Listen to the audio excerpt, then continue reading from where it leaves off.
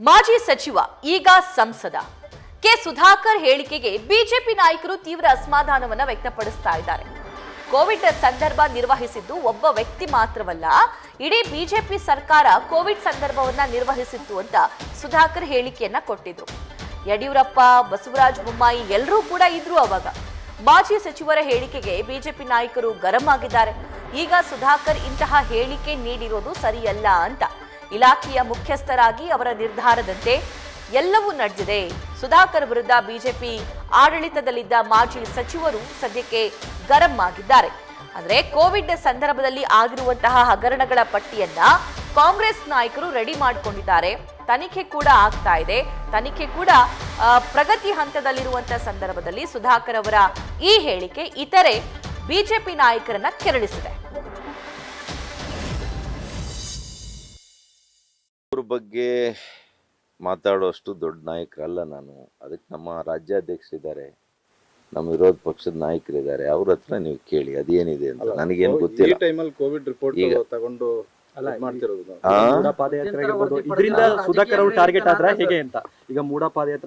ನೋಡಿಯಪ್ಪ, ನಾನು ಈಗಾಗಲೇ ಹೇಳಿದ್ದೀನಿ, ಕೋವಿಡ್ ನ ನಿರ್ವಹಣೆ ಮಾಡಿರೋದು ಒಬ್ಬ ವ್ಯಕ್ತಿ ಅಲ್ಲ, ಇಡೀ ಸರ್ಕಾರವನ್ನ ಪ್ರಶ್ನೆ ಮಾಡಿದ್ದಾರೆ.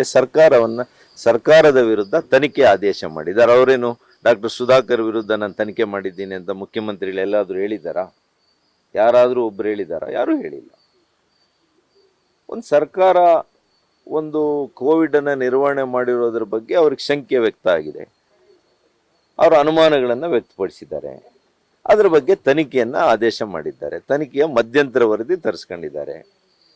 ಈಗ ಅಧಿಕಾರಿಗಳು ಅದರ ಬಗ್ಗೆ ವ್ಯಾಖ್ಯಾನ ಮಾಡಲಿಕ್ಕೆ ಬಹಳ 1700 ಪೇಜು ಎಷ್ಟೋ ನಿಮ್ಮ ಮಾಧ್ಯಮದಲ್ಲಿ ನೋಡಿರೋದು, ನನಗೇನು ಗೊತ್ತಿಲ್ಲ. ಅದೆಷ್ಟು ವಾಲ್ಯೂಮ್ಸ್ ಇದೆ ಅಂತಲೂ ಗೊತ್ತಿಲ್ಲ, ಎಷ್ಟು ಪೇಜು ರಿಪೋರ್ಟ್ ಇದೆ ಅಂತಲೂ ಗೊತ್ತಿಲ್ಲ. ಅಷ್ಟು ಪೇಜುಗಳನ್ನು ಅವರು ಕೂಡ ಓದಿ ವ್ಯಾಖ್ಯಾನ ಮಾಡಬೇಕಲ್ಲ, ಪರಾಮರ್ಶೆ ಮಾಡಬೇಕು, ಮತ್ತು ಕ್ಯಾಬಿನೆಟ್ಗೆ ಅವರು ತಿಳಿಸಬೇಕು. ಹಾಗಾಗಿ ಅವರು ಅಧಿಕಾರಿಗಳು ಕೊಟ್ಟಿದ್ದಾರೆ. ಮತ್ತಷ್ಟು ಮಾಹಿತಿ ನಮ್ಮ ಪೊಲಿಟಿಕಲ್ ಕರೆಸ್ಪಾಂಡೆಂಟ್ ಮಧುಸೂದನ್ ನೀಡ್ತಾರೆ. ಮಧುಸೂದನ್, ತನಿಖಾ ವರದಿಯನ್ನ ಸಿಎಂಗೆ ಒಪ್ಪಿಸಿ ಆಗಿದೆ ತನಿಖಾ ತಂಡ.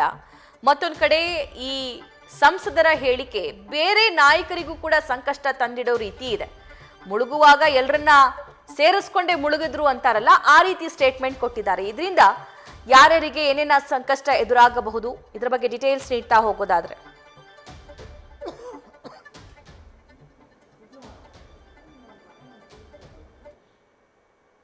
ಹೊರ ಹಾಕ್ತಾ ಇದ್ದಾರೆ. ಒಂದ್ ಕಡೆ ಇಡೀ ಸರ್ಕಾರನೇ ನಿಭಾಯಿಸಿದೆ, ನಾನು ಒಬ್ನೇ ಅಲ್ಲ, ಕೋವಿಡ್ ಸಂದರ್ಭದಲ್ಲಿ ಎಲ್ಲವನ್ನೂ ಕೂಡ ನಿಭಾಯಿಸಿದ್ದು ಬಸವರಾಜ ಬೊಮ್ಮಾಯಿ ಆಗಿರಬಹುದು, ಯಡಿಯೂರಪ್ಪನವರಾಗಿರಬಹುದು. ಈ ಎರಡು ಮಂತ್ರಿಮಂಡಲದಲ್ಲೂ ಕೂಡ ನಾನು ಆರೋಗ್ಯ ಮತ್ತು ವೈದ್ಯಕೀಯ ಶಿಕ್ಷಣ ಸಚಿವನಾಗಿ ಕಾರ್ಯವನ್ನು ನಿರ್ವಹಿಸಿದ್ದೀನಿ. ಪ್ಯಾಂಡಮಿಕ್ ಸಿಚುವೇಶನ್ ನ ಹ್ಯಾಂಡಲ್ ಮಾಡ್ಬೇಕಾದ್ರೆ ಪ್ರತಿಯೊಬ್ಬರು ಕೂಡ ನನಗೆ ಹೆಗಲನ್ನ ಕೊಟ್ಟಿದ್ದಾರೆ.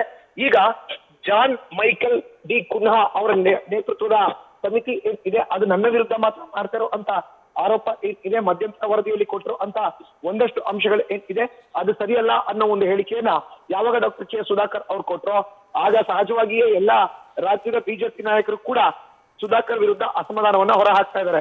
ಸುಧಾಕರ್ ಅವರು ಆರೋಗ್ಯ ಇಲಾಖೆಯ ಮುಖ್ಯಸ್ಥರಾಗಿ ಟಾಸ್ಕ್ ಫೋರ್ಸ್ ನಲ್ಲೂ ಕೂಡ ಅವರು ಕಾರ್ಯವನ್ನು ನಿಭಾಯಿಸುವಂತವರಾಗಿ ಅವರ ನೇತೃತ್ವದಲ್ಲಿ ಅವರು ತೆಗೆದುಕೊಂಡಂತ ಒಂದಷ್ಟು ನಿರ್ಣಯಗಳು ಇದೆಯೋ ಅದಕ್ಕೆಲ್ಲ ನಾವು ಒಪ್ಪಿಗೆಯನ್ನು ಸೂಚಿಸಿದೀವಿ, ಸಮ್ಮತಿಯನ್ನು ಸೂಚಿಸಿದಿವೆ ಹೊರತು ನಾವ್ಯಾರು ಕೂಡ ಸೈನಿಂಗ್ ಅಥಾರಿಟಿ ಅಲ್ಲ. ಅವ್ರು ಏನ್ ಹೇಳ್ತಾರೋ ಅದನ್ನ ಕೇಳಿದೀವಿ.